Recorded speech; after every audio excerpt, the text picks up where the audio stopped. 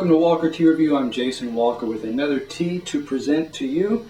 Something you can consider, something to may want to add to your tea education as far as what you've tasted and experienced.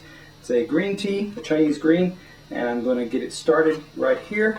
Scooping out enough to get cover my the bottom inch to inch and a half area of my gaiwan, my covered Chinese bowl here.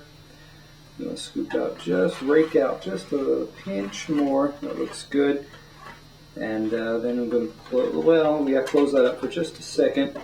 Add my water. It's been brought to a boil. Been cooling for about a minute. It was actually a pretty early boil. This is a Chinese green. Doesn't need a whole lot of heat on it. But that's also standard as far as what I often do is allow my tea to get to that first rumblings of a boil before it's at a full boil and take it off and allow it to cool for about a minute or so. I'm going to get this lid on here, and now I can kind of introduce this tea. It is from Canton Tea Company, which is based in the UK. This is their LongJingShiFeng number 43. Shifeng indicating, first off, Longjing is the green tea. It's from Zhejiang province outside of Hangzhou is the traditional origin. This particular tea is from the Shifeng mountain, which is in that West Lake area of Hangzhou, a specific area. And then Canton Tea Company also goes in and tells you about the varietal. This is varietal number 43. So you can get a 10-gram sample of this for $12.08. This will actually tell you also about the harvest date of April 16th is what's currently listed on the website, the product page for this tea. And yes, the varietal number, which is something that you don't always get to know or find out about your tea, but because this tea is the idea behind telling varietal numbers and giving so much information, that's a general clue that more homework has been done about this tea because it is a higher quality tea and worth telling all this information about. So, I'm going to go ahead and talk about the aspects of this tea, the dry leaf, the wet leaf, and the liquor. So I'm going to go ahead right now and talk a little about this dry leaf. Now, you can have different grades of tea depending on when the tea was plucked, what kind of conditions it was grown under, and so you can have the more delicate, more exquisite, with higher price, of course, moving on to rougher, coarser grades, which are generally cheaper. And what's happening with this one in particular is this one's, let me say it this way, what I find with it is the lower quality grades, they get more nutty, they get more of the heat of the actual searing, firing process going on. The lighter ones, the higher grades, less heat is used, and you're getting more of the natural component of the actual leaf. With this one, the lighter or the higher grades, you get a kind of a gentle, fragrant rice type of smell, moving up towards a more nutty cashew. Roasted peanut, well, that's a little too far, but a light peanut type of smell possibly. The more you pan fire it, and then the lower the grade generally. So this one is getting a little bit of that's getting that ricey type note, which indicates this one's had less heat applied to it, or it's been heated with more skill. That's one thing to note. So I'm getting this kind of light, fried rice type of aspect to it, with a little bit of a sweet, kind of sweet pea type of smell coming off. So it is still a fragrant green type of smell. And you look at these leaves, you see, for the most part, leaf and bud sets. They're pressed flat in the traditional style of a Longjing, or dragon well tea, if you're more familiar with the name dragon well. So you've got some that are, a lot of them are kind of a grasshopper wing type shape. You do have some that kind of resemble that sparrow tongue, where you may have a needle or a bud in the center.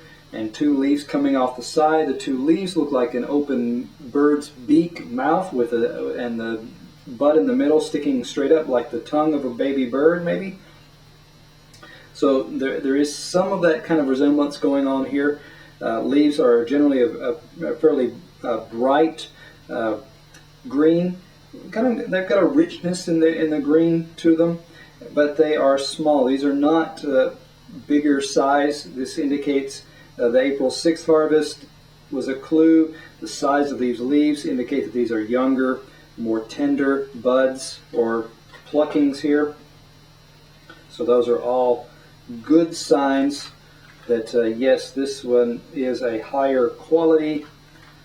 So that was gives us some indication. I'm going to go now and get ready to pour this tea so that we can talk about the wet leaf and the liquor. Go ahead and angle my lid, get this out of the way so you can see. Angle my lid over to the side, pour smoothly, just like so. Looks good. Get those last few, shake those last few drops out. Then I'm going to go ahead and talk about this wet leaf for a moment here.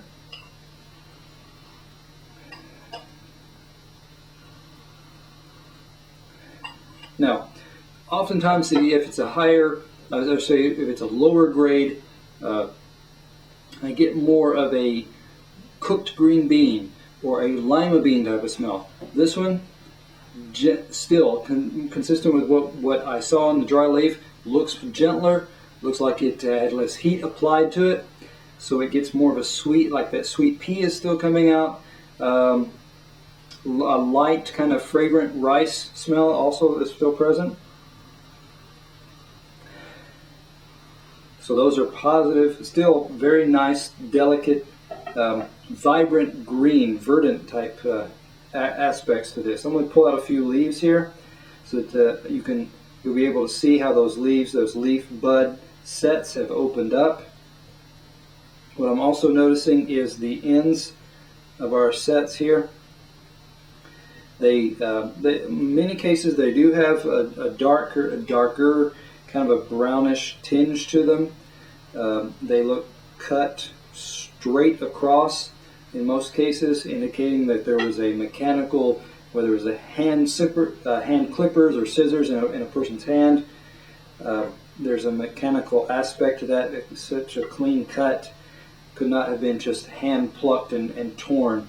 This one was a blade was involved, and a blade of some sort was involved. You see nice leaves coming off of the bud there, folding off of each side. Nice, still bright colors there as far as the greens go. So all of those are positive notes to remark on there. I'm going to go ahead and talk about the liquor now. Give it a swirl here. Hold it up to the light. Now, one of the things that you'll note, again, with a lower color, with a lower grade or a more mature, older, you do get brighter. You tend to get brighter yellow, green, yellow type colors.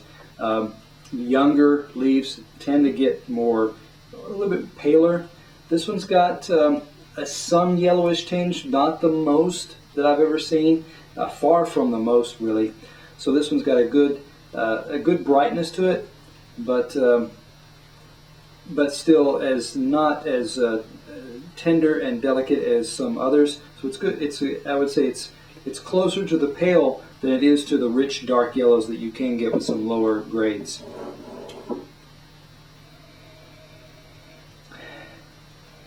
Still a little bit of rice smell coming out, combined with, again, some kind of a bit of sweet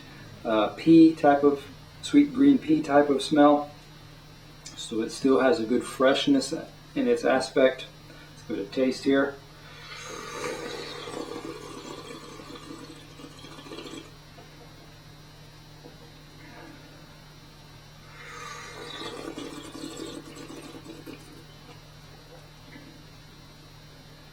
Higher grades of tea, higher grades of Dragon Well, Longjing, have more subtle, gentle type character to them. That means you're not going to get these bold, strong tastes, but that's not, if you're getting a high quality tea, you're not expecting that, and you shouldn't really be looking for that. You should be looking for smoothness, you should be looking for delicacy, you should be looking for a little more complexity. So what's happening, what I'm getting is still a bit of the green pea coming out, sugar snap pea, that kind of taste, that kind of sweet freshness to it. Again, a little bit of the rice still coming out. What you will not find is high levels of astringency. This does not get a strong drying sensation in the mouth. I really can't detect any bitterness to speak of, which is also a positive note.